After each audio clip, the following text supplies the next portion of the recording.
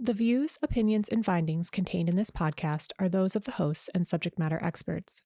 They should not be construed as official Department of Defense positions, policies, or decisions unless designated by other official documentation.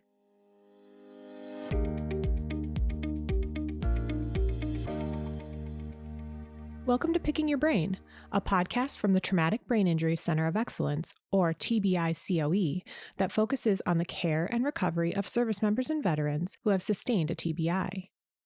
In June of 2022, the Department of Defense released the Warfighter Brain Health Initiative Strategy and Action Plan, outlining the department's direction to better address the brain health needs of its service members, their families, line leaders, commanders, and their communities at large. The Strategy and Action Plan addresses blast exposures, potentially concussive events, and short and long-term effects of TBI, aiming to optimize brain health and mitigate the injury. That's why this Brain Injury Awareness Month, TBICoE is promoting the theme, Be a Brain Warrior, Protect, Treat, Optimize. A brain warrior is someone who protects their head and maintains operational readiness. Being a brain warrior means improving the ability of healthcare providers to identify, care for, and treat service members and veterans affected by TBI. A brain warrior actively understands the importance of seeking care for a concussion and knows when they've been exposed to a potentially concussive event.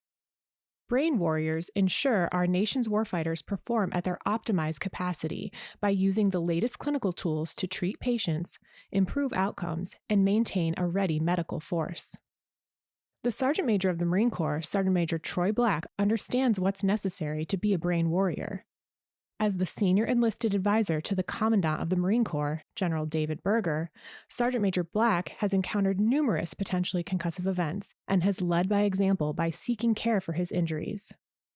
In this interview with TBICoE Branch Chief Capt. Scott Cota, Sergeant Major Black explains how discipline and leadership begin with individual Marines. Thanks again for joining us, Sergeant Major Black. Hi, and welcome to this very special episode of Picking Your Brain. I'm your host today, Amanda Gano. I'm joined today by Captain Scott Cota, Branch Chief at Traumatic Brain Injury Center of Excellence. And we're both very excited to speak today with Sergeant Major of the Marine Corps, Sergeant Major Troy Black. Thanks for joining us today, Sergeant Major. Thanks, man. Appreciate it. Thank you. All right. Any questions before we really get started? No questions. I just made a comment up front. One, thanks for continuing the discussion on TBI. I think it's quick to get past something and put it in the rearview mirror, right? And kind of forget about like it was a thing, right? We might discuss PTS a little bit, like nothing new there either, right? But, history has a bit of dips and valleys. We'll find out in the next conflict, it won't be IEDs, it won't be concussions, it'll be something else. Mm-hmm. However, there will still be concussions, there will still be sucking chest wounds, amputations, bullet wounds, there will still be all those things, right? But as you guys have realized in our last conflict, the understanding of how the brain works, the effects of concussions, we took to a new level. So we don't want to forget these lessons. Thank you to the Intrepid Clinic, right? I mean, we have invested in the Intrepid Clinic for a reason. Mm-hmm. Hopefully, knock on wood, that's wood right there. We maintain that investment because those are terminal injuries. So I'll leave it there as opening comment. Yeah, no, I think that's very good because the wounds of war, and this was, of course, a major impact over the last 20 years because of the weapons that our adversaries and enemies were using against us, in that conflict. But as we get into urban and or other types of potential future wars, whether it be near peer or something like we saw previously, the weapon systems will change potentially. But I think that the impact on decision making and the brain will always be an effort of our enemies in some way, because the speed of decisions is critical for our success as a nation and as a DoD. So, again. Can I get a comment on that, sir? And just offer this as perspective. I think the last 20 years, and I'll say we keep using 20 years. We've been using the word 20 years for like 15 years. I'm not sure how long we have been involved in the global war on terrorism at this point, but I don't disagree, but maybe a different counterpoint to that. We now have the technology and understanding different now. But if anybody's ever seen the series Band of Brothers, anybody seen that? Mm-hmm. Yes. There's a scene in there where they're outside the town of Foy, right? And the reality of that battle and that artillery barrage they were under, I can't imagine that didn't cause concussions. So the idea that Now that we've had IEDs and we're inside vehicles and loud things occur, I don't think there's anything new since we've had the ability to understand concussions. Let's go back to like knights in armor. Getting banged on the head with a freaking mallet probably caused a concussion. So I think the technology and understanding might be different, but I don't see that changing. If we want to kind of think about the future of warfare, we don't want to rely too much on what's going on in Europe right now, but let's assume large artillery barrages, right, are no different than any time in history since we've had artillery. And the concussive effects of that's timeless since we've had that experience, and it's probably timeless going forward. So the knowledge, the capabilities, the community's ability to understand the brain differently, that's changed. Yeah, but no, not I got you. concussions. They have not changed. Yeah, shell shock was that symptomology back in the past, right? So it wasn't identified as TBI, it wasn't identified as PTS, but it was shell shock. Now there's some clarity as to the influence of one on the other, both together in isolation as well, and the resourcing that is becoming more available to assist with that process as individual service members go through and recover from those events. But you're right. I mean, we're seeing the same thing at this point. Yeah, we can learn from Ukraine for sure because of what you stated like that too. Yeah, and we're learning more and more about these TBI injuries every day. I mean, research is still emerging. I think a lot of TBI work is really still in its infancy. We're still learning a lot about the effects of concussion and long-term impacts and things like that. So research is imperative to that. Absolutely. I agree. And I think it'll be terminal too. I mean, look at sports, right? No surprises. Yeah, impact and other things, right? No surprise here. But, being a high school football player many, many years ago, I'm sure my head hurt because of that as much as it did today. All right. So, Sergeant Major, for some of our listeners who may not be aware, could you please tell us a little bit about your role as Sergeant Major of the Marine Corps and what you do on a day-to-day basis? Yeah, I'll try to be as concise as possible, because if I tried to explain what any of the service senior enlisted do on a daily basis, that'd be a whole series in and of itself.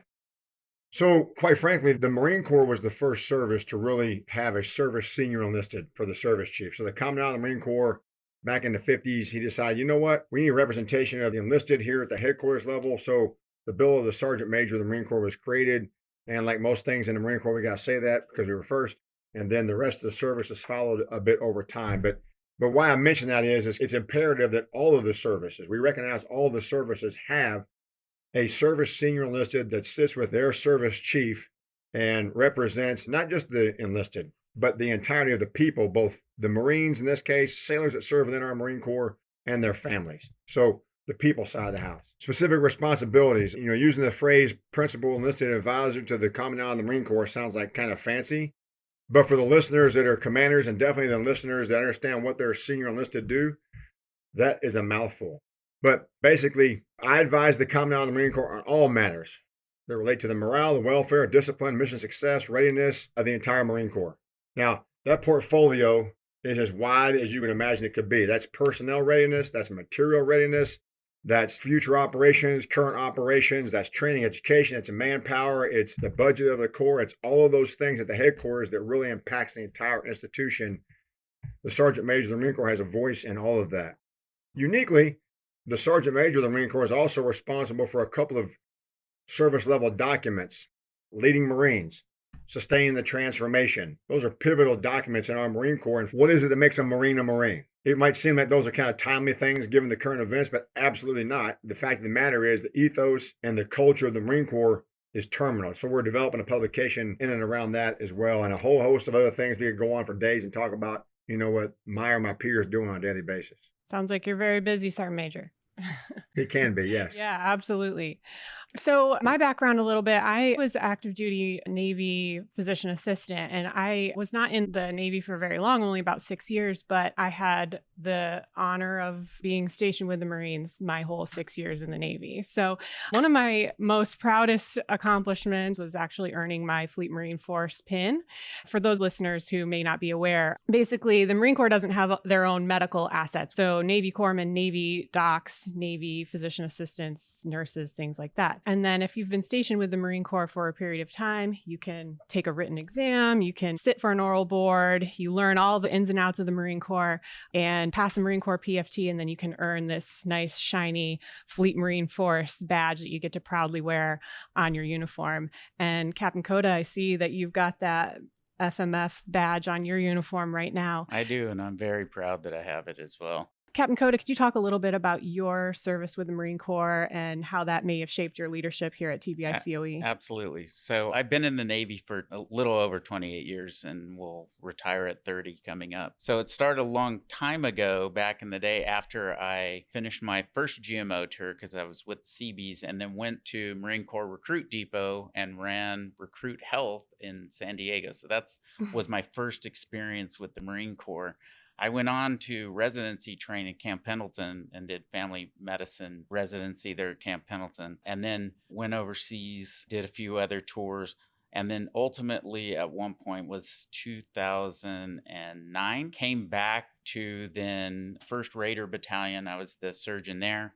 I was the surgeon at the Raider Regiment, so I came out to Camp Lejeune from Pendleton. My family and I moved out there, spent time as the MARSOC regimental surgeon, the MARSOC command surgeon, and then ultimately went to SOCOM. So I've been exposed to the Marine Corps in many different ways, and I'll say that every experience has been very gratifying. The Marine enlisted, the Marine officers, I've learned from them tremendously, not only from my patients, but also from the officers that I've served with and the Marine enlisted that I've served with. So yeah, I think there's like a special relationship between the Marine Corps units and their medical counterparts. Sergeant Major, do you agree with that? So only a Marine will understand this. Some of the best Marines in the Marine Corps are corpsmen. And I'll just leave it at that. I've seen corpsmen do things. Some of my best friends in the Marine Corps growing up have been corpsmen.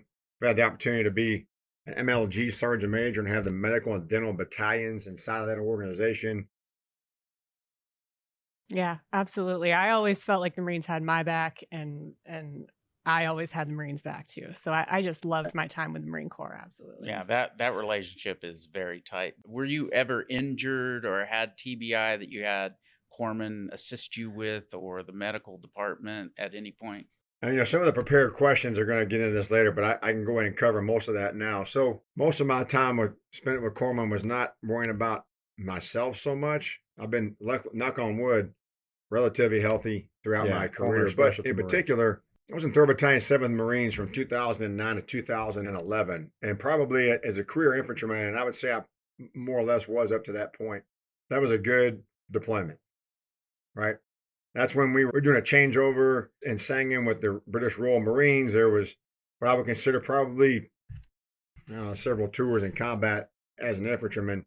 That might have been the most exciting deployment that I had. But anyway, the point is, my personal experience, other than, doing silly things like falling off buildings and twisting ankles, which isn't really where we want our corpsmen to be spending their time, but in combat, being able to witness and observe what our corpsmen are doing. I spent a lot of time with a couple of corpsmen in particular at the headquarters of the battalion. But it really came in this discussion about concussions, my own personal experience. I think in that deployment, it was not unique to any other organization, but myself and the battalion commander had 5 or 6 vehicles just blown up underneath us, like hit IEDs. Not unusual for the environment, right? But the point is, inside that MATV or that 4x MRAP, concussion, right? You get the concussive effects of that. We always had a corpsman that was in our jump section with us, and as soon as a vehicle would hit, there comes Doc following some Marine with a Vallon, make sure there was no more IEDs going up to the vehicle. And sir, you may remember, and ma'am, when you were a PA, you probably could recall this. We used to have the MACE exam, right? Then we started figuring out different grades of concussions and what their effects were. It was like watching a World War II movie the first time I got a MACE exam. It was like, hey, what year is this? 2010. Okay, is it day or night? I'm making fun of the questions, but the questions were like, if you can give a response back really quick, you're good. Let's go, freaking push, right? Yep. Then we got into, wait a minute, an hour or two later, let me check you again and make sure. And then all of a sudden, you couldn't tell if it was like day or night. We learned a lot there.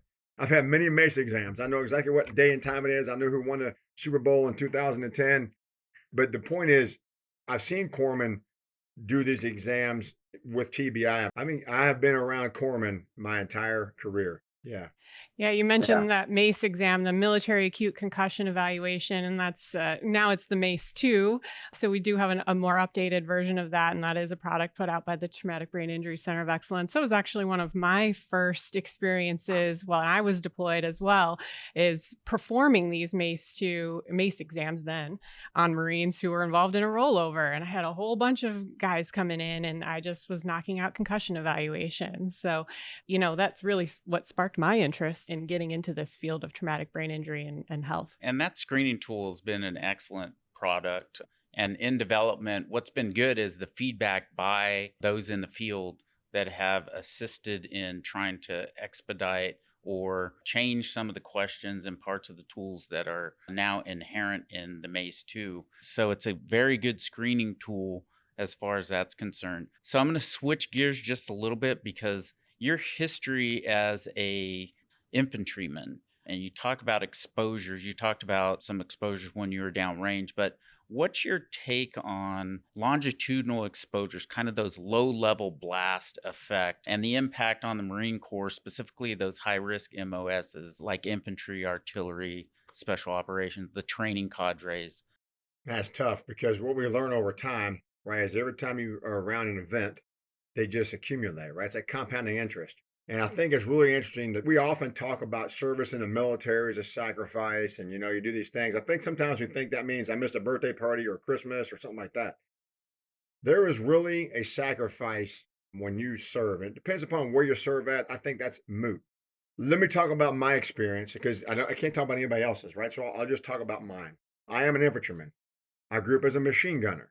Well, that sounds like fun, but when you shoot thousands of rounds of ammunition about 6 to 8 inches away from, where the rounds are going inside the machine gun, that's just concussion at the cyclic rate or sustained rate of fire, right? They're small, but you're getting that blast.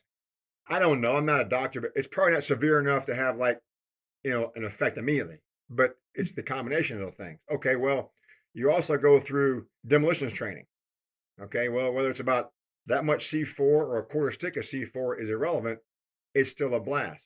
I've done close quarter battle training. Well, that's inside of a building, which holds the effects of the blast inside of it, right? And then you still have these charges, and you're doing things inside buildings. That all impacts your brain. So if you think about all of that, plus playing football or on a regimental football team, plus, you're getting into a vehicle, even with your helmet on, one time, it's the price of doing business. Those things all make you into a better Marine, better capable of fighting. But all those small events, as we well know, we got minimum safe distance when you're doing bomb runs out of 29 Palms. The bombs landing way out there, the 500 pounders. Well, that's so you can see the target. But when you're doing it in combat, the safe area there depends upon where the enemy's at. Safety is paramount in combat or garrison, but doing it in the middle of the training area, 29 Palms, and doing it in a tree line 150 meters away, two different effects from that, right? Yeah. But these things, they start to add up. And then what? I think what we've learned over probably the last 4 or 5 years, at least as far as I've done research, has really come to the conclusion that, okay, all these things compound. But now what? And so you mentioned you were at MARSOC, and it's kind of where I'll close it off at. About 2 years ago, after being in this job for about a year, I went down to MARSOC and got the brain test and found out actually there's ways you can mitigate, maybe reduce some of these blast effects or concussive events, right? You can train your brain, you can think differently, brain HQ, all that kind of stuff. You can actually train your brain to kind of get past some of that and get back to some sort of normalcy and manage it. And I think that's really where we're trying to go to. Yeah. Yeah, absolutely. Sergeant Major, you mentioned several times about the impact of these low-level blast exposures, particularly in training and in garrison. So it's important to note here that we're not just talking about a deployed combat environment. A lot of these TBI injuries and this low-level blast exposure occurs in garrison and during training exercises.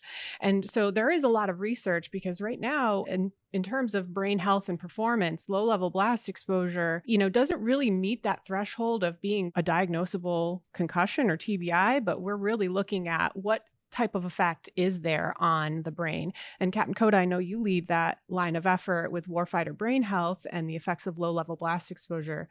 Can you talk a little bit about that effort and research? Absolutely. So Section 734 is part of the 2018 NDAA.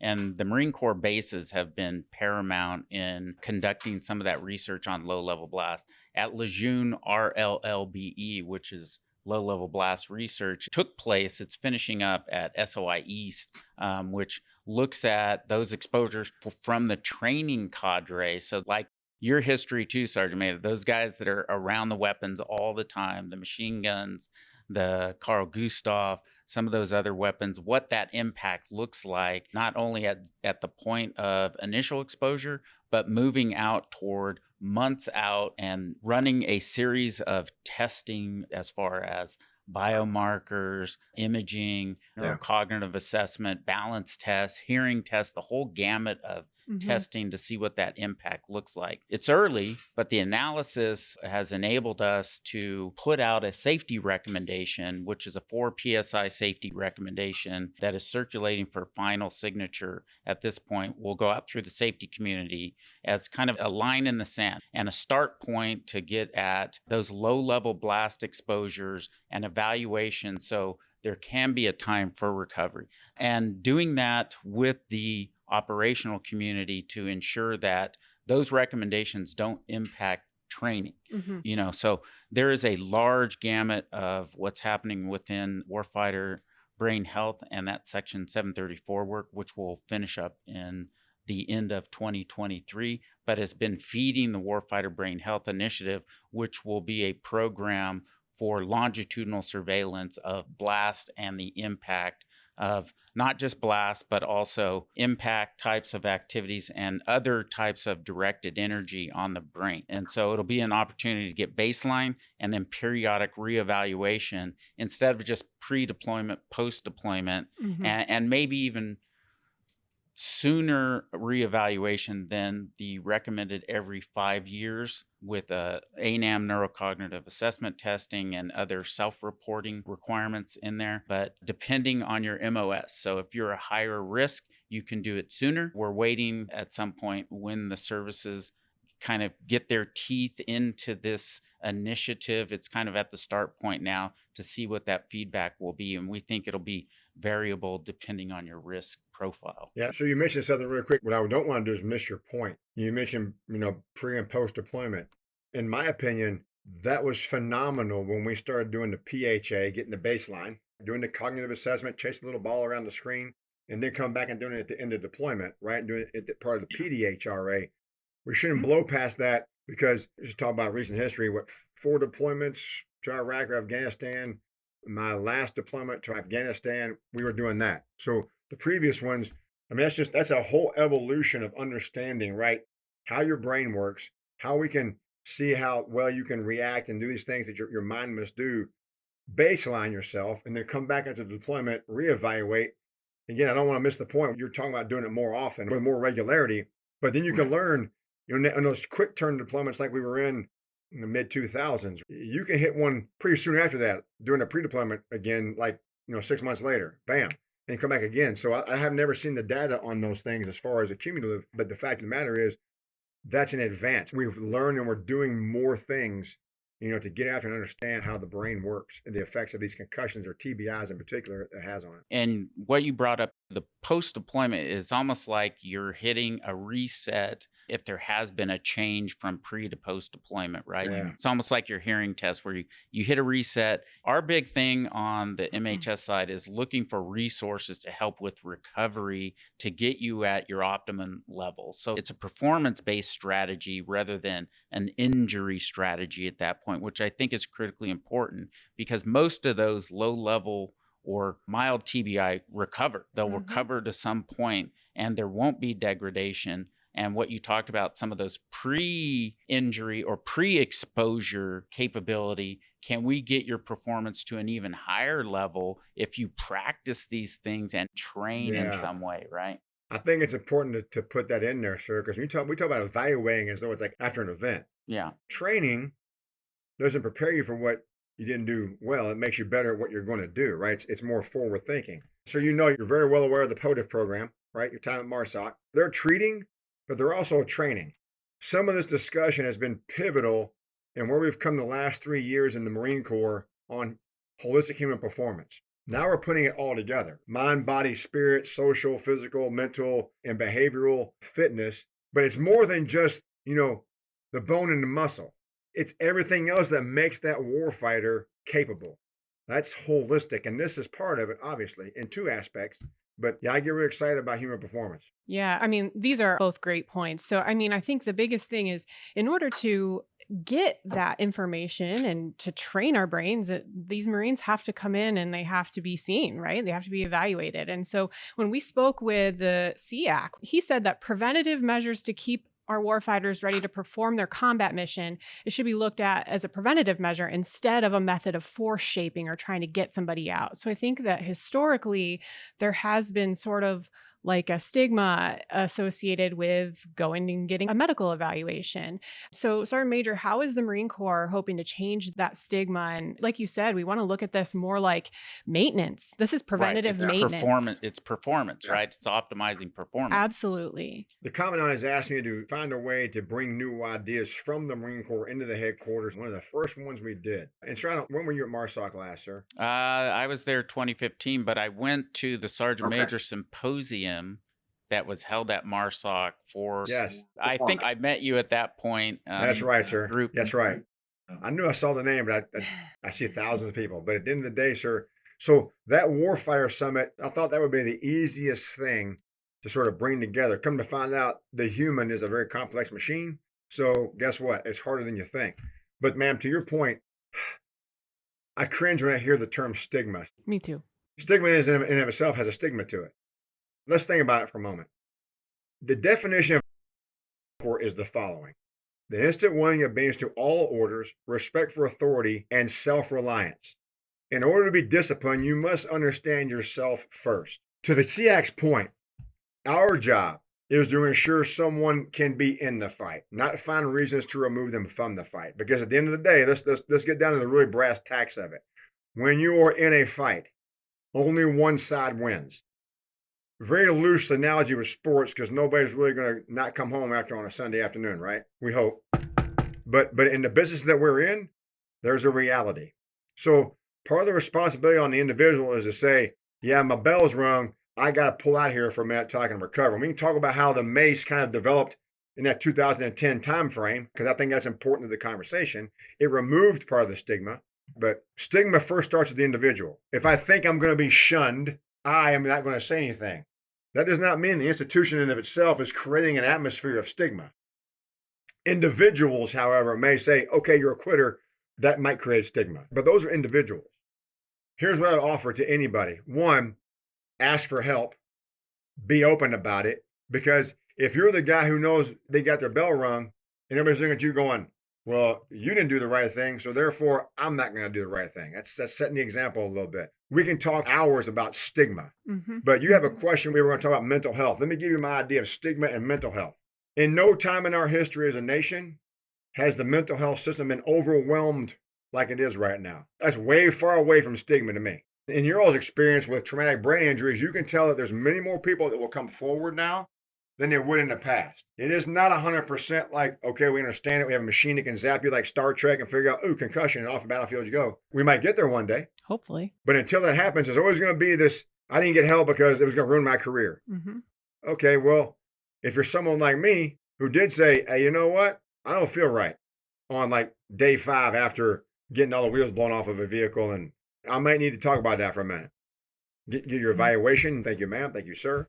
And off you go within certain protocols, right? So stigma to me starts with the individual, but the system in and of itself, I don't think there's systematic stigma on healthcare, frankly.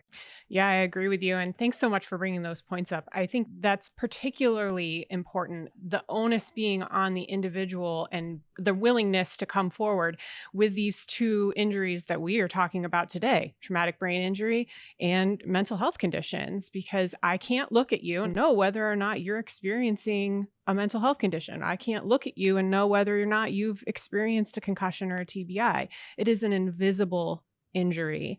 And so it is the responsibility of the service member to seek help and to understand some of those signs. And that's the type of thing that we try and educate both service members and leadership on here at TBICoE. What should I be looking for so that I know when I have a problem and when I need to come forward. So, Captain Cota, can you talk a little bit about some of the communication tools that we have between our service members, leadership, Marine Corps leadership, and medical providers? How do we at TBICoE bridge that gap? Yeah, let me make one comment too about stigma subject.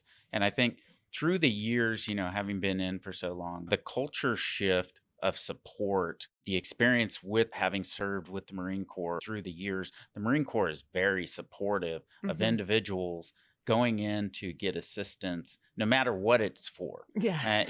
The leadership is probably sitting right there with that individual in most instances. They look after each other and they build each other up. And it's been an amazing thing to witness in that regard and employ into my own leadership style, Sergeant Major. So when it comes to TBI, I think the transition to a performance culture, if you go to the gym, train everything throughout your entire life, train everything, try to be better in everything that you do, including social, spiritual, whatever it is, so that when you're ready to go downrange in support of our nation's mission, you're a full up round and you don't have to worry about anything in that regard. And I think that's critically important. The resources throughout MHS and that we offer here at TBICoE, we have our regional education coordinators that are able to assist not only the medical community, but also the operational community and be able to brief on TBI, give background to the commanders and the senior enlisted, along with the individual service member and their family. So it's just a matter of requesting that support, and they can easily do that across the spectrum. The other piece is they're able to provide specific training on the MACE 2, the clinical recommendations that we have, and then one really excellent algorithm, which is the progressive return to activity, which is a monitoring and a phased in approach so that you don't inadvertently get someone out there too soon who then may bounce back because they didn't recover fully or have long-term symptomology as far as that's concerned either. So it's a good phased in approach. And I think that allows me to bring something up, and it's with the advent of adding athletic trainers throughout the force, Sergeant Major, how do you see them working into support for TBI and other, of course, musculoskeletal and other types of exposures that individuals will have long term? What will be the impact of adding athletic trainers to the force? So again, back on human performance, I think I use this following analogy. So let's say I use the Marine Corps. We buy an aircraft. Okay, when you buy that aircraft, it goes through a program of record, and then that aircraft's life, once you buy it, there are non-negotiables. It will get data upgrades, not a question. It will get air pressure in the tires. There's checklists, right? Before that thing can take off, there's a list of things that must happen. They are non-negotiable. Every time a plane has a mishap, you go through that list of things that were non-negotiables, and you usually find one of them didn't get full attention.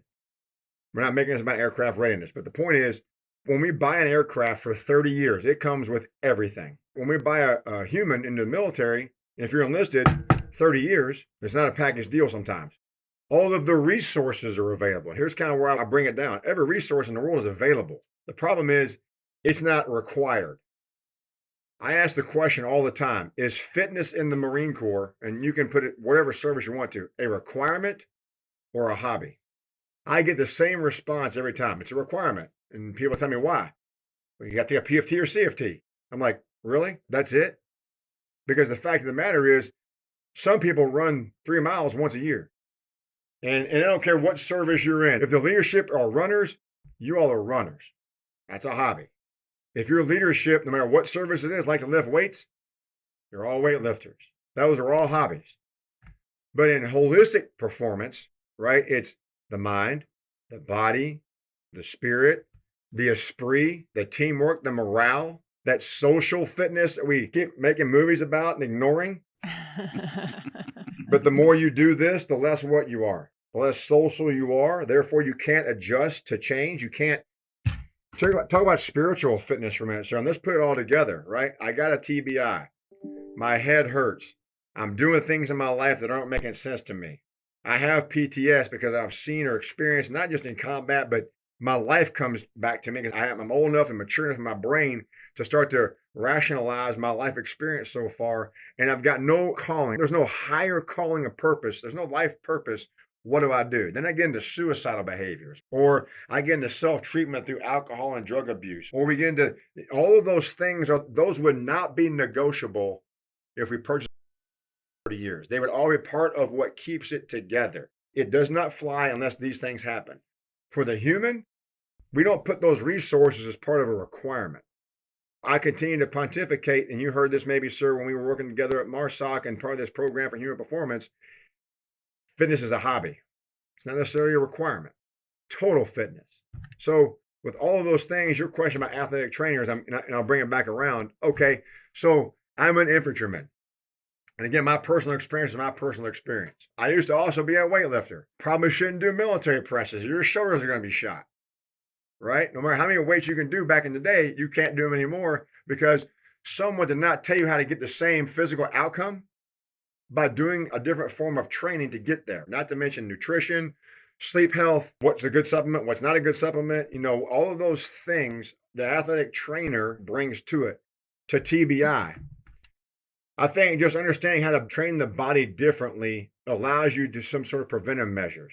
And you can go down a whole list of things maybe you shouldn't do, but at the end of the day, an athletic trainer's ability to train you how to get the same end state physically can put you in a situation where you may prevent other injuries by doing something right to get the same outcome differently, if that helps your question. Yeah, so maintaining the human weapon system like you would an aircraft, like you would a vehicle, that was a mantra that we brought up within the POTF community throughout SOF. So it's critically important to be able to achieve that. And I think those athletic trainers will assist in that process and also allow for proper training techniques, employ new innovations with regard to the potential for brain training and other activities like that. And then be able to monitor if there are events, like if you guys are at combatives or you're at a range or something like that, along with the core staff, because again, those are the docs,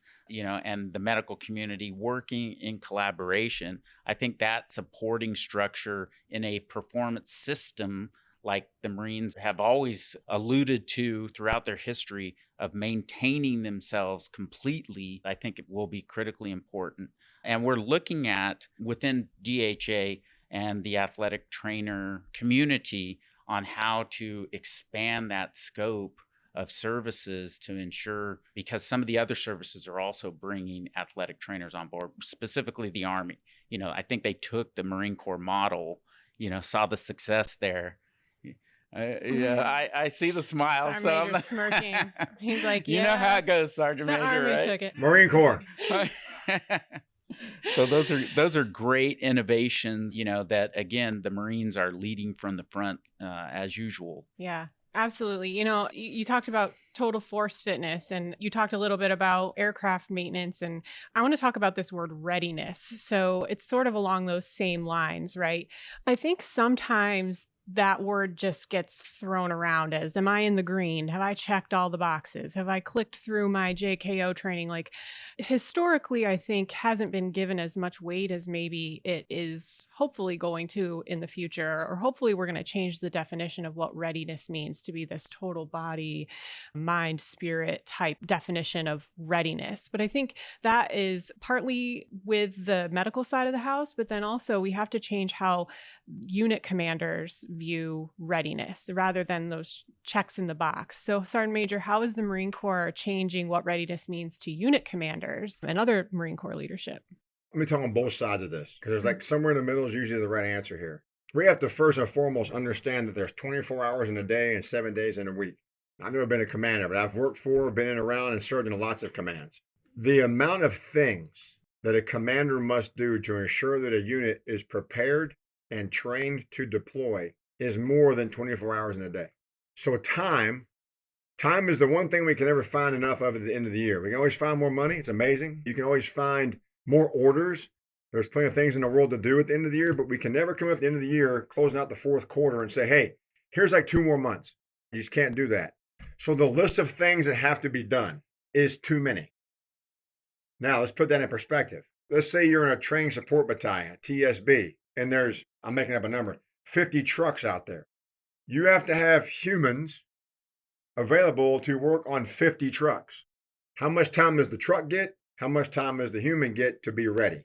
Mm-hmm. I'm making up numbers. It takes 16 man hours for every hour the vehicle has to operate. I'm going into this time thing for a reason, because the thing, put 4 Marines on it, it takes 4 Marines 4 hours for every hour the vehicle operates. Well, if you're at Camp Pendleton, it's an hour drive to San Mateo and back to Mainside. All right. So a 1-day trip up there and back requires 32 hours. The time starts to shrink. So how does the commander build into that requirement of readiness? How to ensure the Marines, sailors are ready? Time. What I would offer, and sir, you've mentioned it, thinking about human performance holistically is much different than thinking about taking a PFT. Okay, medical and dental recalls going now. Get everybody to dental, get everybody back, because the dental hit list, by the way, dental historically, number one reason there's casualties on the battlefield, right? Hoorah, get some, yuck mouth. But at the end of the day, all those things have to be done. Well, what if your dental appointment made 6 months ago because time, right? To get dental surgery happens to also be day 5 of an ITX. Does the Marine leave there and go back to Camp Lejeune? Does the medical or dental battalion send out a mobile team to do that? Does the commander have time in an ITX to work full 6 function logistics? It's about time. Readiness in particular, material readiness costs actually less than human readiness, but material readiness is flags on a map, right? You have to have the material readiness. You have to have the human readiness. For a commander, it's always a challenge in time. Oh, by the way, don't forget the training readiness, right? S rating, T ratings. You know, you get into DERS. I love DERS. Everybody read the book on DERS? It's amazing. It's very simple. It either is or it is not. Not, well, if we had this, we could do that. It's very interesting. I think the challenge for readiness across the board has nothing to do with desire, drive, as much as it does with time and resources.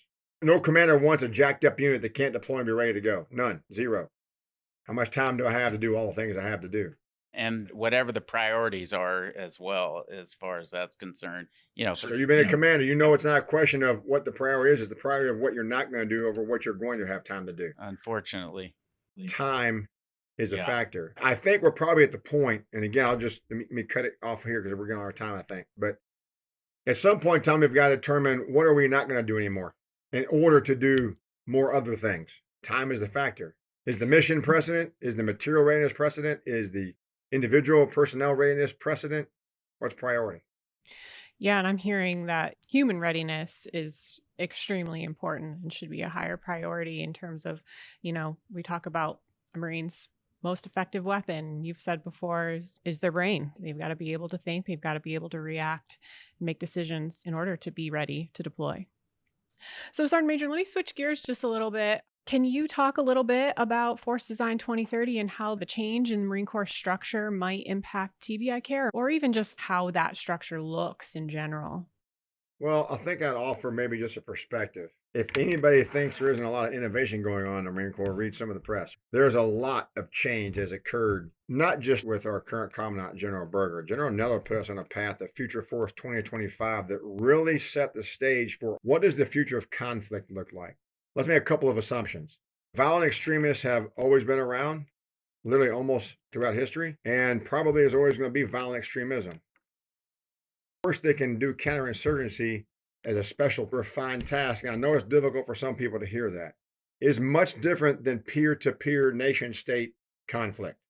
We can debate whether there's not terrorist events going on, whether there's not an insurgency going on. We put these words we're very familiar with doctrinally right now into the mix. But the fact of the matter is, a nation-state is in conflict with a nation-state. That looks much different than anything we've experienced in the last 20 years, save the proverbial OIF push to Baghdad. That sort of number of days there where there was like huge conflict going on. Boy, this is a different place to operate. So force design takes us to a place where we can now compete with, I'll call it enemy. I'm done using the term adversary. I might get in trouble for saying that, but we have an enemy on this planet, not just an adversary or a peer threat. It's an enemy.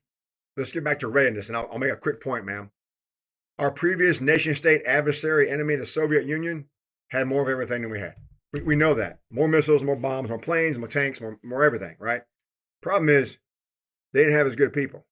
And my point about the individual Marine is the fact that in any other military on the face of the planet, and I'll bring in all of our rest of our military services in this conversation, is the acting, thinking, ready, capable, supplied, trained individual in the United States military that is the difference between success and failure in combat or even up to warfare against any enemy. But even a few of our peers that we are partners and allies with, we are the standard. I would argue, because I'm a Marine, and even there, the Marines are the standard. But our enemies are not there. They don't trust in their subordinates. They don't train them. They don't fully invest in their ability to win. And we begin this conversation about a bit of that sacrifice. Here's the punchline. We train, we fight, we win. If you serve in a uniform, that's what we do in defense of our Constitution. So force design takes us to where the Marine Corps can fight and win against this new enemy that we have.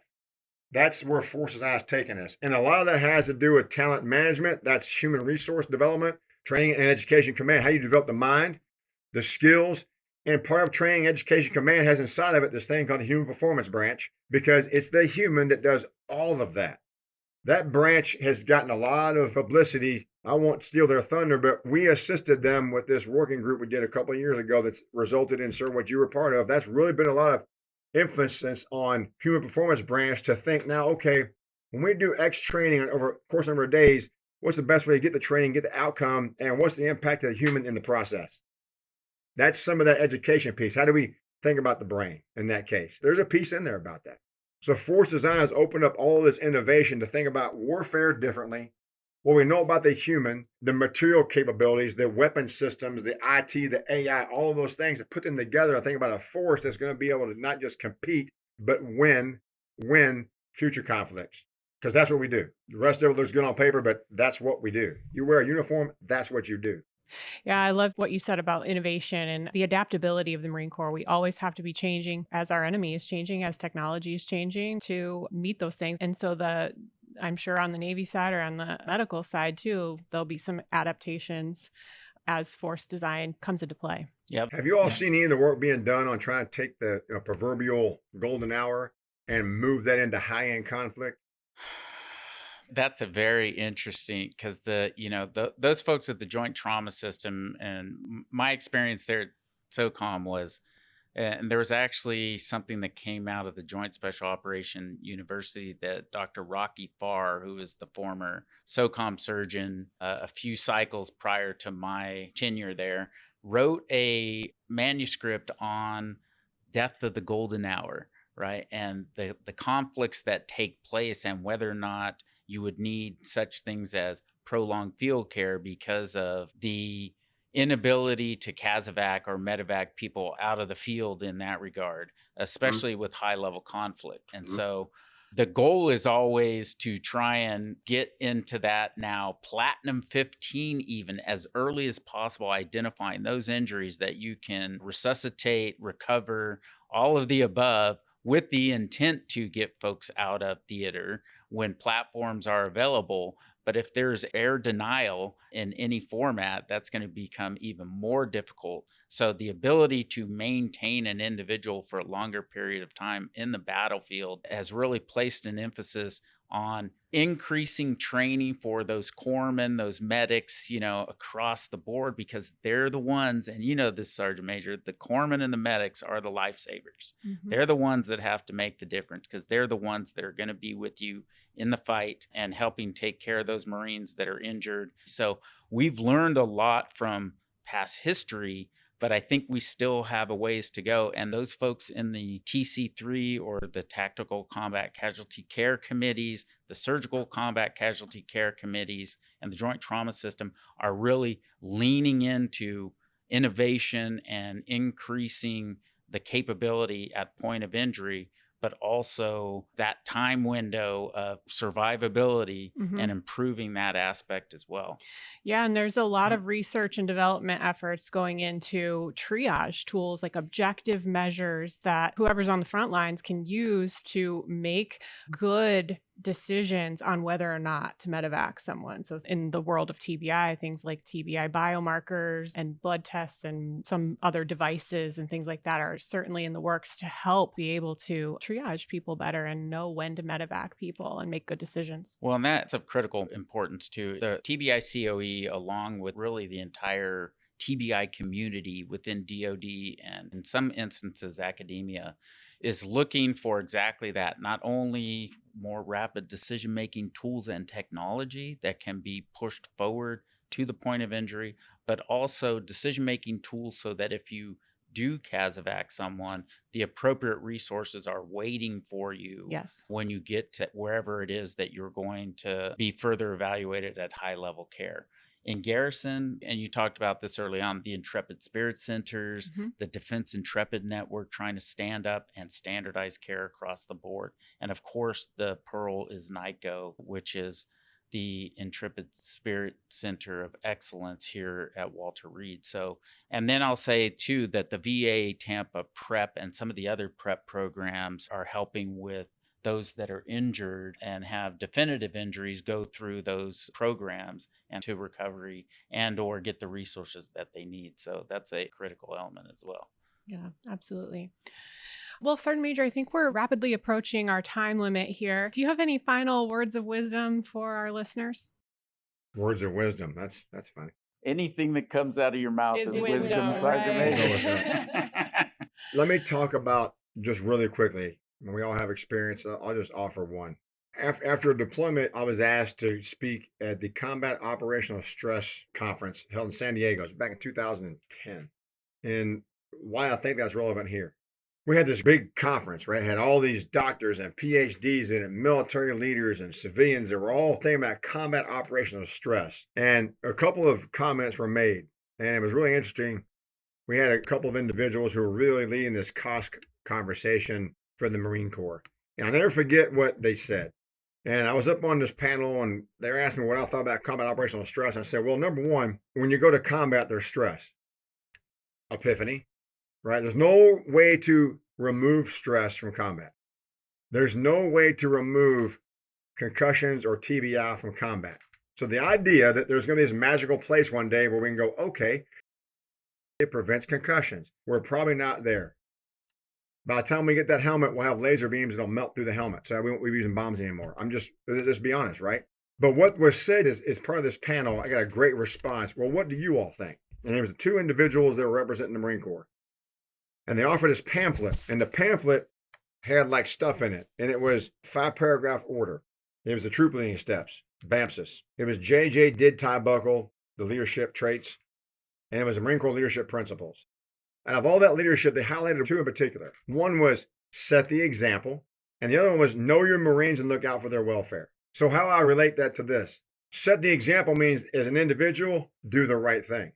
Knowing your Marines and looking out for their welfare doesn't mean just the commandant or the commander. If I'm a fire team leader, that means those 3 Marines. Oh, by the way, and myself. I'm responsible for 4 people there, not just 3. Me, myself, and I are part of leadership. That's setting the example piece. And the rest of leadership kind of follows that pattern. This conversation on TBI or brain health or combat operational stress or PTS is incumbent upon all of us to be open. We live in a world that's more accepting of how open we are when we communicate with each other. That's a good place to be. What we're not comfortable with is the response we get when we're open like that. And what we're also not comfortable with is when someone needs help, there's a fine line between they need help now, they need help in a little while, tomorrow, or next week. Most of the time when people tell you that they need help, they think you think they need help now. But as leaders, we're like, solve a problem, move on, because winning is the goal. And when you want to win, someone off the field, you replace them with a new player to the CX point. Yeah, but when that player comes off the field, you got to do what with them? Rehab them, teach them, train them, fix them, get them back in the game because they're part of the team. That's all got to do with leadership, and that's kind of the moral of the story. Injuries will occur. Casualty evacuations, medical evaluations are part of the business of winning in our sport. It's not a sport, by the way. It's the most serious thing humans do, right? Is locate each other, close with each other, and to try to destroy each other. That's just the facts of what we do. So how do you train the humans to better operate in an environment within the capabilities that they have the training that they've been given, and with the intent of protecting our nation's freedoms and our Constitution. I think we're doing an excellent job. I think Marines today are as prepared to win today as they ever have been. I think we're going to get better over time. That's what we do. We try to get better. We're never satisfied with where we're at. I think force design is taking us there. And I think everything that the medical community is doing, lessons learned about how we put scope and scale on that and be able to take care forward, understand that the visible injuries are as important as the invisible injuries, and put that into the warfighter's capability to understand that, and how to have leaders understand that and manage that in conflict, in combat, because casualties also incur less warfighting capability. So how do you have that balance and manage that? I think some of that is TBIs and concussive events, but it's the whole piece that we're trying to focus on now. And I think with all the resources that we have, we're finally in a position to put it all together and talk holistically about how we take care of people, because we're going to go to combat. History tells us it's a 100% chance we're going to go back. Thanks for what you guys are doing, mostly. Thanks for what you all are doing, and everybody that's invested in the same conversation that you are, because if we forget what we've learned, we'll have to learn it again. We don't want to learn some lessons over again. Over to you guys, and I just want to say thank you. Absolutely. Sergeant Major Black, thank you so much for being with us today. Absolutely. Sergeant Major, it's been truly an honor speaking with you today, and just reinvigorating what I've known throughout my career, and that's the Marines' willingness to listen and improve each individual Marine's capability. And that's been done, again, throughout my career in collaboration and discussions with the leadership and the enlisted that I've been exposed to. And so today was truly an honor for us. So if there's ever anything that TBICoE can do for the Marine Corps, please let us know. We're here. Just know that we're doing as much as we possibly can to ensure that all service members, but in this case, the Marines, are being optimized as far as their cognitive ability and monitoring, and that will continue to work toward putting a system in play that will assist the operational community for the long haul. Thanks so much, Sergeant Major. Thank you, Sergeant Major. Thank you, ma'am. Thank you, sir. Look forward to talking to you again. Absolutely. Take Thank care, you. Sergeant Major. To learn more about TBICoE, clinical resources, and related educational materials, visit health.mil/TBICoE.